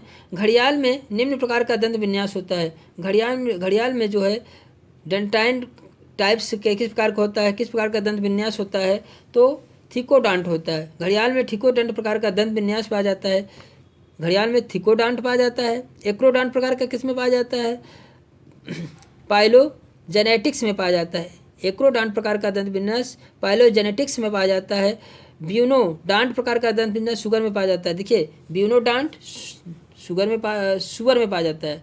सुअर में ब्यूनोडांट प्रकार का दंत विन्यास पाया जाता है। एक्रोडांट पाइलोजेनेटिक्स में पाया जाता है, पाइलोजेनेटिक्स में पाया जाता है, पाइलोजेनेटिक्स में पाया जाता है एक्रोडंट। और घड़ियाल में थिकोडंट प्रकार का दंत विन्यास पाया जाता है, घड़ियाल में थिकोडंट प्रकार का दंत विन्यास पाया जाता है। काला आजार निम्न के द्वारा प्रसारित होता है। काला आजार किसके द्वारा होता है? काला आजार जो है सैंड फ्लाई के द्वारा होता है। किसके द्वारा होता है? सैंड फ्लाई के द्वारा होता है, जो एक प्रोटोजोवंस है। काला सैंड फ्लाई जो होती है, बालू मक्खी जो होती है, यह वाहक है किसका? लिस्मानिया डोनोबानी। लिस्मानिया जो है प्रोटोजोवंस के द्वारा, लिस्मानिया प्रोटोजोवंस को का वाहक कौन है? सैंड फ्लाई है। और कौन सा रोग उत्पन्न करता है? काला आजार रोग उत्पन्न होता है। किसके द्वारा रोग उत्पन्न होता है? लिस्मानिया प्रोटोजोवन के द्वारा होता है। और इसका वाहक कौन है? बालू मक्खी है, सैंड फ्लाई है। इसमें क्या होता है? रोगी को तेज बुखार आता है। इसके बचाव हेतु मच्छरदानी का प्रयोग, चिकित्सक के परामर्श अनुसार इलाज कराना चाहिए। और सीसी बीमारी जो है, सोने की बीमारी जो है सीसी फ्लाई के द्वारा, सीसी फ्लाई किसका वाहक है? ट्रिपेनोसोमा प्रोटोजोवन के द्वारा रोग होता है। ट्रिपेनोसोमा प्रोटोजोवन के द्वारा सीसी बीमारी होती है और उसका वाहक सीसी फ्लाई है। इसका वाहक क्या है? सीसी फ्लाई है। ड्रैगन फ्लाई द्वारा उपापचय संबंधी रोग होता है। ड्रैगन फ्लाई के द्वारा कौन सा रोग होता है? उपापचय संबंधी रोग होता है। फ्रूट फ्लाई काटती नहीं है। फ्रूट फ्लाई क्या है? काटती नहीं, इसलिए स्वयं हानि तो नहीं पहुंचाती है, लेकिन ये बैक्टीरिया वायरस को फैलाने का कारण का काम करती है। फ्रूट फ्लाई यह काटती नहीं, लेकिन यह क्या करती है? बैक्टीरिया वायरस को इन्फेक्शन का कार्य करती है या फैलाने वाहक का कार्य करती है। मत्स्य वर्ग जिसमें स्विम ब्लैडर का बाहर से कोई संचारण नहीं होता, स्विम ब्लैडर का बाहर से कोई संचारण नहीं होता है, जिसमें पुनर्अवशोषण या स्रावी भाग एक दूसरे से सुस्पष्ट नहीं होते हैं, फाइसोस्टोम कहलाते हैं। फाइसोस्टोम किसे कहते हैं? मत्स्य में स्विम ब्लैडर का बाहर से कोई संचारण, स्विम ब्लैडर को हम क्या कहते हैं? फाइसोस्टोम कहते हैं, जिससे बाहर से कोई पुनर्अवशोषण और स्रावी भाग का संबंध नहीं होता है, इसे हम क्या कहते हैं? फाइसोस्टोम कहते हैं। जो मत्स्य में पाया जाता है, स्विम ब्लैडर पाया जाता है, उसे फाइसोस्टोम कहते हैं। कीटों के पंख और पक्षियों के पंख उदाहरण है किसके उदाहरण है? एनोलॉगी वे अंग जो संरचना में भिन्न भिन्न कार्य में समान होते हैं, एनोलॉगस अंग कहलाते हैं, समरूप अंग कहलाते हैं। और समजात होमोलॉगस, समजात अंग क्या है? मौलिक समानता वाले अंग को समजात अंग कहते हैं, इनकी समानता को समजातता कहते हैं। इनकी होमोलॉगस क्या है? एनालॉगी का मतलब होता है कि उनकी संरचना भ्रूणी उत्पत्ति और संरचना विकास में भिन्न हो और उनका कार्य क्या समान हो, एनालॉगी संरचना। तो इन्हें एनालॉगी का समजात क्या है? मौलिक समानता वाले अंग को समजात अंग कह लेते हैं, समजातता, इन्हें हम क्या कहते हैं? समजातता कहते हैं। किसके आधार पर प्रोटोजोवन को 4 वर्गों में बांटा गया है? लोकोमोटरी स्ट्रक्चर के आधार पर। लोकोमोटरी स्ट्रक्चर के आधार पर प्रोटोजोवा को 4 वर्गों में बांटा। स्पोरोजोवा क्या पहला है संघ? सर्कोमेस्टिकोफोरा, गमनांग पादाप या कशापिकाएँ या दोनों? गमनांग पादाप दोनों पाए जा रहे हैं, तो क्या सर्कोमेस्टिकोफोरा में रखे गए हैं। कौन कौन आता है? सार्कोडिना, ओपेलाइना आते हैं। इसके बाद उपसंघ स्पोरोजोवा, उपसंघ निडोस्पोरा, उपसंघ सीलियोफोरा। तो इस प्रकार से इनके उपसंघ कितने हैं? सार्कोमेस्टिकोफोरा, स्पोरोजोवा, निडोस्पोरा, सीलियोफोरा। अगला क्वेश्चन हम लोग होते हैं, कंडरा में अस्थि विकास के द्वारा निर्मित अस्थि को कहते हैं। कंडरा के अस्थि विकास के द्वारा निर्मित अस्थि को कहते हैं, क्या कहते हैं? सिस्माइड अस्थि कहते हैं। कंडरा में अस्थि विकास के द्वारा निर्मित अस्थि को सिस्माइड अस्थि कहते हैं। उपास्थि सिस्माइड अस्थि किसे कहते हैं? कंडरा में अस्थि विकास के द्वारा निर्मित अस्थि को सिस्माइड अस्थि कहते हैं। उपास्थि कार्टिलेज अनुत्तक के समान भ्रूण की मेसोडर्म से उत्पन्न होते हैं। उपास्थि क्या है? कार्टिलेज अनुत्तक के समान भ्रूण की मेसोडर्म से उत्पन्न होते हैं, जिनमें मैट्रिक्स में कांड्रिन नामक प्रोटीन होते हैं। जिनके मैट्रिक्स में उपास्थि के मैट्रिक्स में जो है कांड्रिन नामक प्रोटीन होती है, जो कांड्रोम्यूकोप्रोटीन का बना होता है, जिसमें श्वेत कोलेजन या पीले इलास्टिक तत्वों के जाल फैला रहता है, जो कार्टिलेज को दृढ़ता और लोच प्रदान करते हैं। श्वेत कोलेजन और पीले इलास्टिक तंतुओं का जाल फैला होता है, जो कार्टिलेज को दृढ़ता प्रदान करते हैं। मेम्ब्रेन बोन या डर्मल बोन एक हड्डी जैसी संरचना है। वह इंट्रा मेम्ब्रेन अस्थि निर्माण में से बना होता है, जो वर्टिब्रेट में कंकाल का निर्माण करता है। स्तन ग्रंथियाँ परिवर्तित होती हैं। Mammary gland is a modified. Mammary gland किसकी मॉडिफाइड होती हैं? मेमरी ग्लैंड जो होती है, यह मेमरी ग्लैंड जो होती है, स्तन ग्रंथियाँ जो है अंशस्रावी ग्रंथ एपोक्राइन ग्लैंड, अंशस्रावी ग्लैंड से का परिवर्तित रूप है। अंतःस्रावी ग्रंथ स्राव लक्ष्य स्थान तक ले जाने के लिए नलिकाएं नहीं होती हैं, अतः इसे नलिका विहीन ग्रंथियाँ कहते हैं। पदार्थ ऊतक द्रव माध्यम से सीधे रक्त में मुक्त होकर सारे शरीर में फैलते हैं। इस पदार्थ को हार्मोन्स कहते हैं। देखिए, स्तन ग्रंथियाँ किससे बनी होती है? अंशस्रावी ग्रंथ से, एपोक्राइन ग्लैंड से बनी होती है। इसको जानिए। उसके बाद आगे को हम लोग और अंतःस्रावी ग्रंथ क्या होती है? इसमें नलिकाएं नहीं पाई जाती है। अंतःस्रावी ग्रंथ में नलिकाएं नहीं पाई जाती है। एक क्राइन ग्रंथ क्या होती है? मानव शरीर के प्रमुख श्वेत ग्रंथियाँ हैं। एक क्राइन ग्रंथ क्या होती है? मानव शरीर की प्रमुख श्वेत ग्रंथियाँ हैं। इन्हें मेटाक्राइन ग्रंथ भी कहते हैं। एक क्राइन ग्रंथ को मेटाक्राइन ग्रंथ भी कहते हैं। आमाशय की आंतरिक दीवार में अनुदैर्ध्य पेशी वलय के को क्या कहते हैं? विलाई कहते हैं। क्या कहते हैं? रफ। इसे क्या कहते हैं? देखिए, आमाशय के आंतरिक भित्ति के अनुदैर्ध्य पेशी वलन लॉन्गिट्यूडिनल मस्कुलर फ्लूइड को रघु कहते हैं। RAGUE रघु, रुचि जिसे हम कहते हैं, या छोटी अंगुली नुमा प्रवर्त बनाती है, या क्षुद्रांत स्मॉल इंटेस्टाइन की दीवारों के शंख के रूप में पाई जाती है, जिसके द्वारा पचे हुए भोजन का अवशोषण हो जाता है, जिसमें विलाई हम कहते हैं। इसमें इस प्रकार कर सकते हैं, आमाशय के आंतरिक भित्ति में अनुदैर्ध्य पेशियों को, जो इनमें अनुदैर्ध्य पेशियों का विदलन होता है, लॉन्गिट्यूडिनल मस्कुलर फोल्ड होता है, उसे हम विलाई कहते हैं। ठीक है, रफी कहते हैं, उसमें विलाई का फॉर्मेशन होता है। अगले क्वेश्चन की हम लोग बात करते हैं। निम्न में से कौन सा विटामिन बी समूह से संबंध नहीं? बी समूह से कौन सा संबंध नहीं है? कौन सा विटामिन बी समूह से संबंध नहीं रखता? टोकोफेराल का विटामिन बी समूह से संबंध नहीं होता, या विटामिन ई का रासायनिक नाम है। टोकोफेराल विटामिन ई का रासायनिक नाम है, विटामिन बी से संबंध नहीं रखता। शेष vitamin riboflavin, nicotine, cyanocobalamin vitamin B समूह से संबंधित है। Riboflavin vitamin B2, nicotine vitamin B5 और cyanocobalamin vitamin B12। Cyanocobalamin vitamin B12 कहते हैं। Nicotine vitamin B5, riboflavin B2, riboflavin को क्या कहते हैं? B2।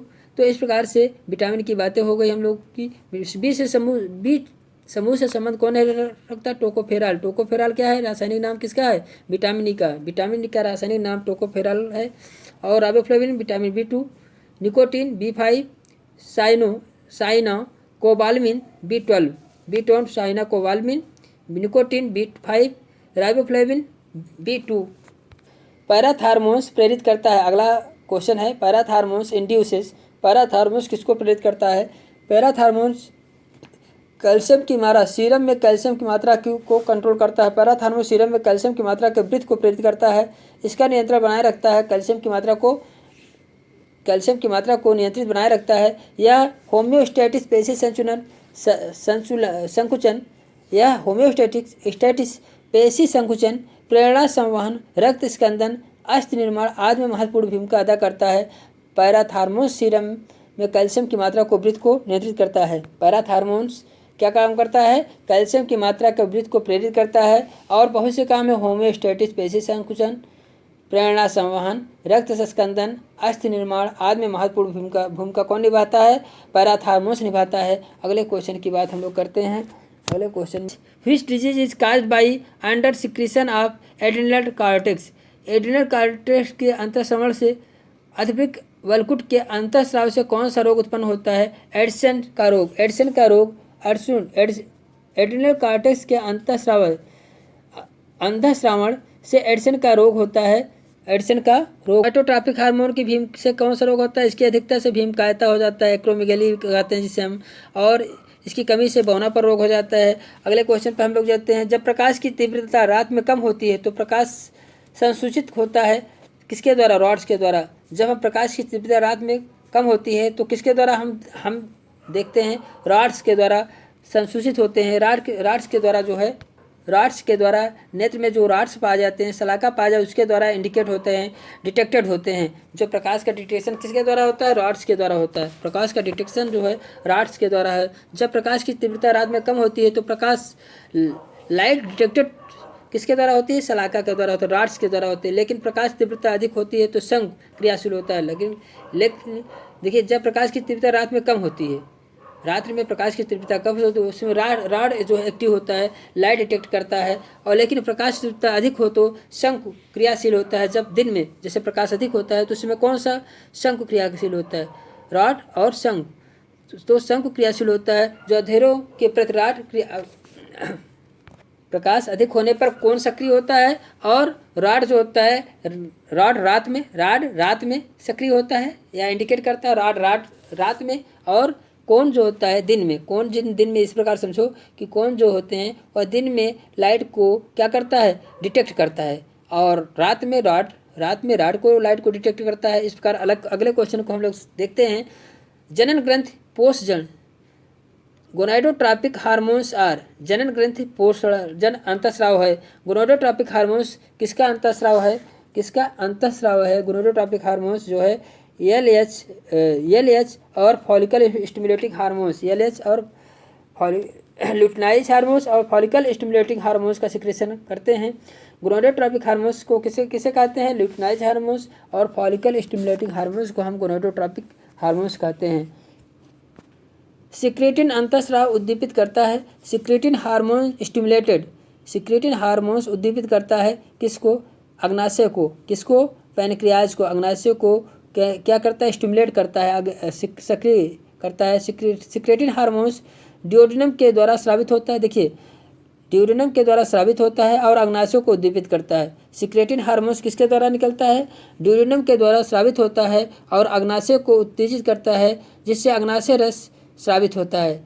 ड्यूोडेनम ग्रहणी जो ड्यूोडेनम होता है उसके द्वारा क्या निकलता है, सिक्रेटिन हार्मोन्स, और अग्नाशय को उत्तेजित करता है, जिससे पैनक्रियाटिक जूस निकलता है। अग्नाशय रस में 98% क्या होता है, 98% जल होता है, शेष भाग लवण होता है। मतलब 98% जल होता है तो शेष भाग 2% बचा, 2% भाग में लवण एंजाइम होते हैं। क्षारीय द्रव है, इसका pH 7.5 से 8.3 होता है। इस प्रकार से आज जो है 2003 का TGT का साल प्रश्न पत्र जो है समाप्त होता है। प्यारे दोस्तों, यदि यह MP3 वीडियो आपको थोड़ा भी एग्जाम के लिए हेल्पफुल लगा हो, लाइक सब्सक्राइब अवश्य कर दीजिएगा।